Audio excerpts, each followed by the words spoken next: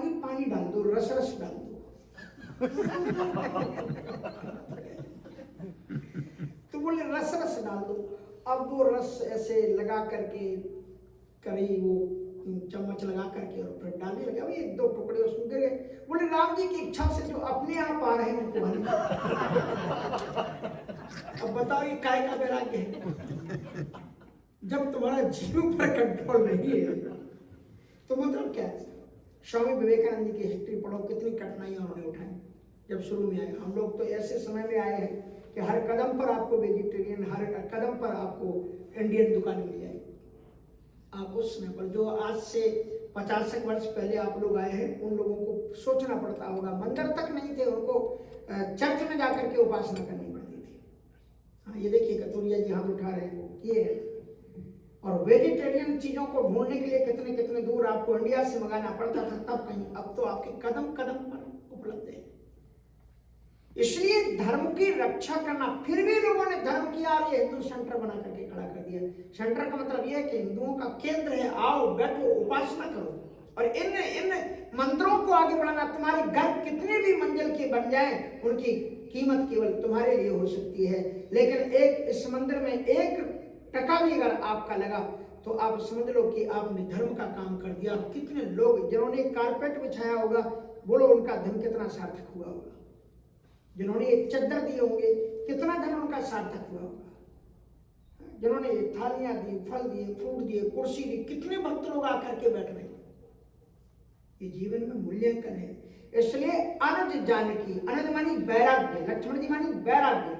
जो भक्ति में चीज सार्थक नहीं है, उनको त्यागने की क्षमता है। इसलिए बड़ी अच्छी बात है, वेदों में जो हमारे रुद्राष्टाध्याय है, उसके पहले अध्याय में केवल 10 मंत्र ही है। पर उन 10 मंत्रों में से 5 मंत्रों में एक बात बार बार रिपीट की गई है, और वो बात है तन्मे मनः शिव संकल्पमस्तु। हे ईश्वर, मुझे कुछ नहीं चाहिए। क्या चाहिए? बोले धन नहीं चाहिए, दौलत नहीं चाहिए, मकान नहीं चाहिए, जमीन नहीं चाहिए। वेद कहते हैं कि हे ईश्वर, तुम ऐसी कृपा करो कि मेरा मन अच्छा संकल्प करे। संकल्प मन मेरे मन में अच्छे विचार पैदा हो, गलत विचार ना आए, इसी की कामना उन्होंने की। ये वेद कहते हैं कि सबसे बड़ा वरदान, वो वरदान कभी हम मांगते? ये वरदान मांगो कि हे ईश्वर, मुझे अच्छी बुद्धि दो, हम अच्छे विचार करें। एक कौन स्कूल में एक प्रार्थना होती थी, अब मुझे ध्यान नहीं है आप लोगों को। हे प्रभु आनंददाता ज्ञान हमको दीजिए। और क्या है आगे? हाँ, हे प्रभु आनंददाता ज्ञान हमको दीजिए। हे प्रभु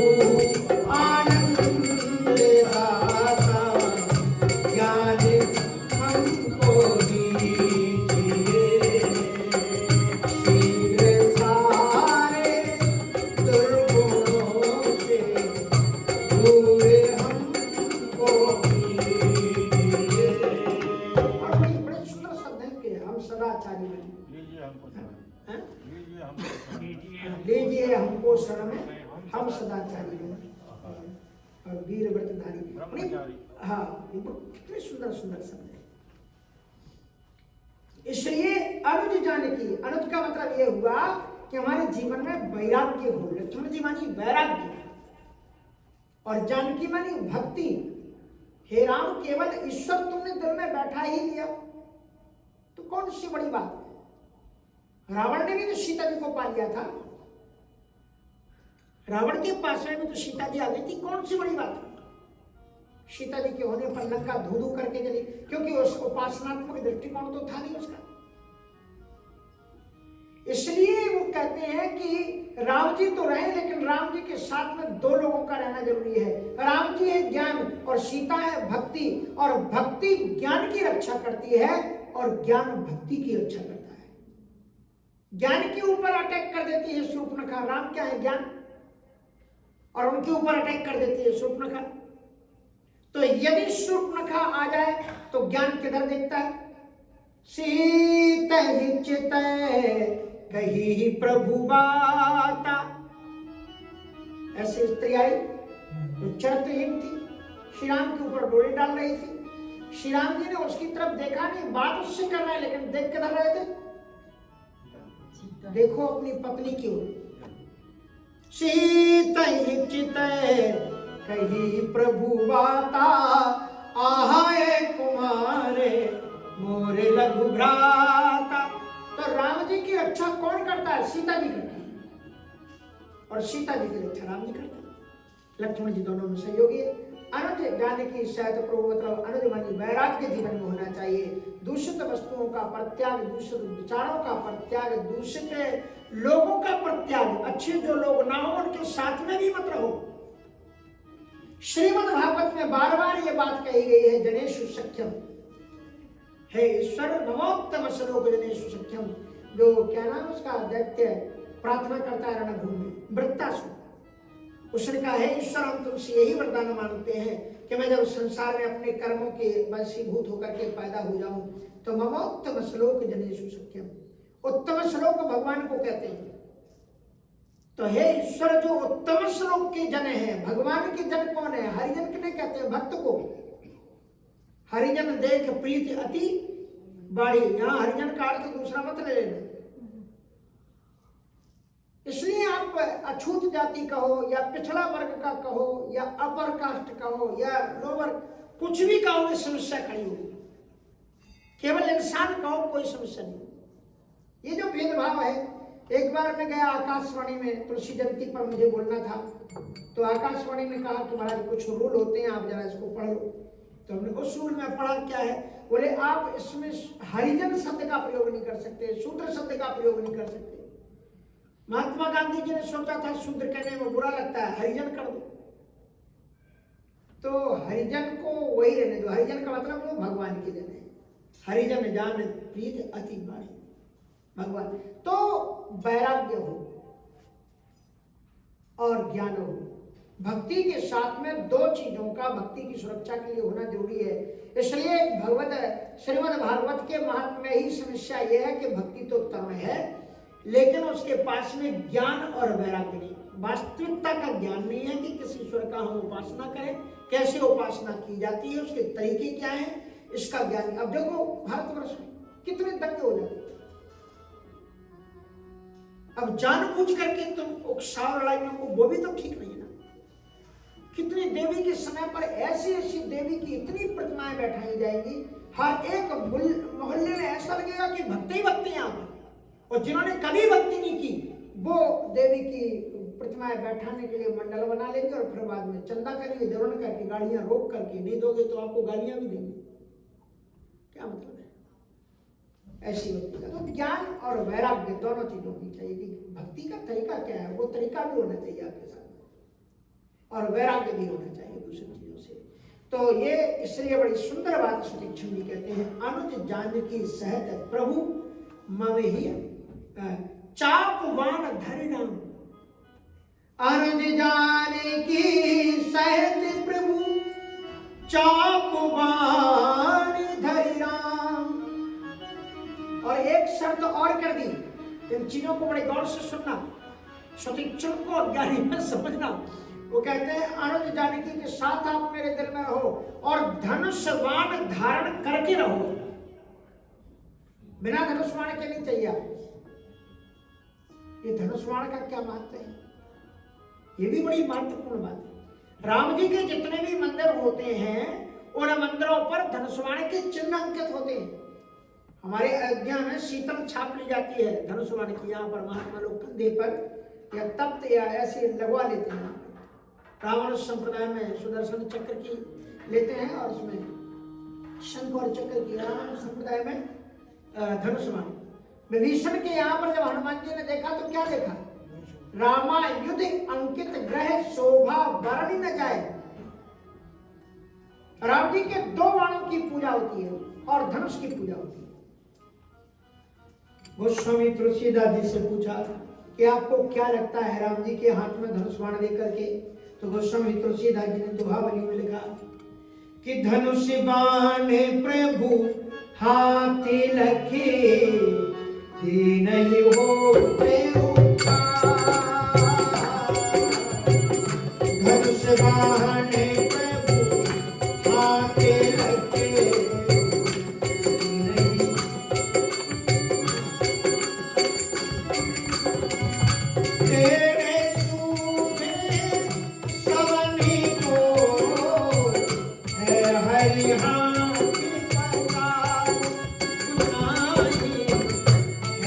हरि हाथी धनुष बाण प्रभु हाथ लगे नहीं होते उछाल तेरे सूझे सवनी को है हरि हाथी प्रताप गोसाई है हरि हाथी प्रताप। राम जी का जब हम लोग दर्शन करते हैं, दर्शन करने का तरीका होता है, राम जी के धनुष बाण का भी दर्शन करो।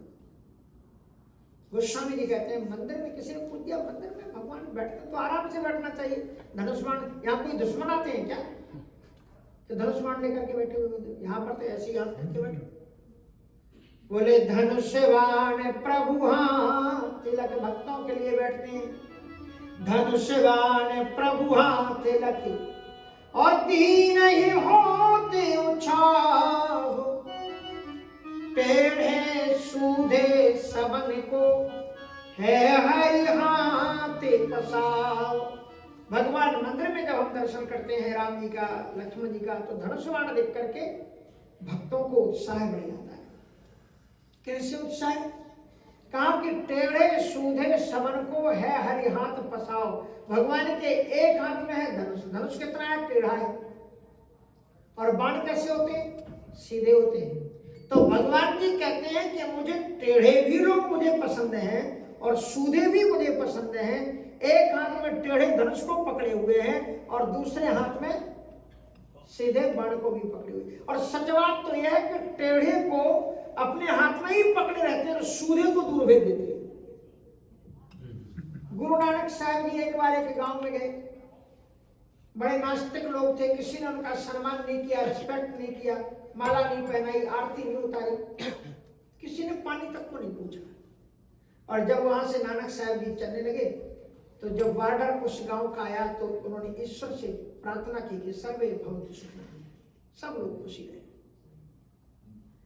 तो लोगों को लगा कि बड़ी अच्छी बात है, तो गुरु जी की उदारता है, सभी के लिए कल्याण की बात करते हैं। फिर एक और गांव में गए और उस गांव में गए तो लोगों ने फूलों की एकदम रास्ते पर फूल बिछा दिए, चद्दरें बिछा दी, आरती उतारी, मंगल भेंट की और कीर्ति गान उनका किया। जब वहां से निकले कहा सर्वे भवन्तु सुखिनः, सभी लोग सुखी रहे, दूर दूर में जाए। कहा कि महाराज वो लोग जो उद्दंड थे उनको आपने कहा सुख पूर्वक यहीं पर निवास है, और ये जो अच्छे लोग थे इनको आप कह रहे दुनिया दुनिया के कोने कोने में जाए। एक बार ये प्रश्न मुझसे यहाँ ITV चैनल है ना शायद, क्या हाँ, वहां पर पूछा गया था तो मैंने उत्तर दिया था कि बोले आपको जो इंडिया से लोग चले आए यहाँ उनके बारे में आप क्या सोचते हैं? तो तत्काल ठाकुर जी ने प्रेरणा दी, हमने यही कहानी सुनाई कि हमने कहा नानक साहब जी ने कहा तुम अच्छे लोग हो, दुनिया के कोने कोने में जाओ, क्योंकि जहां जाओगे वहीं पर तुम धर्म का विस्तार करोगे, वहीं तुम हिंदू सेंटर बनाओगे, वहीं पर भगवान बैठाओगे, वहीं तुम सुंदर कांड करोगे, तुम्हारी आदत है तुम वहीं लंगर करोगे। भाव होना चाहिए, सब जगह हो जाता है। इसलिए अच्छे लोगों को जानबूझ करके भगवान दुनिया के कोने कोने में भेजते हैं ताकि सद्विचारधारा का, भक्ति का, सद्गुणों का दुनिया के कोने कोने में जाकर के विस्तार करें, ये उद्देश्य होता है। तो इसलिए धनुष बाण प्रभु हाथ लख दीने होत पूछाए, धनुष बाण।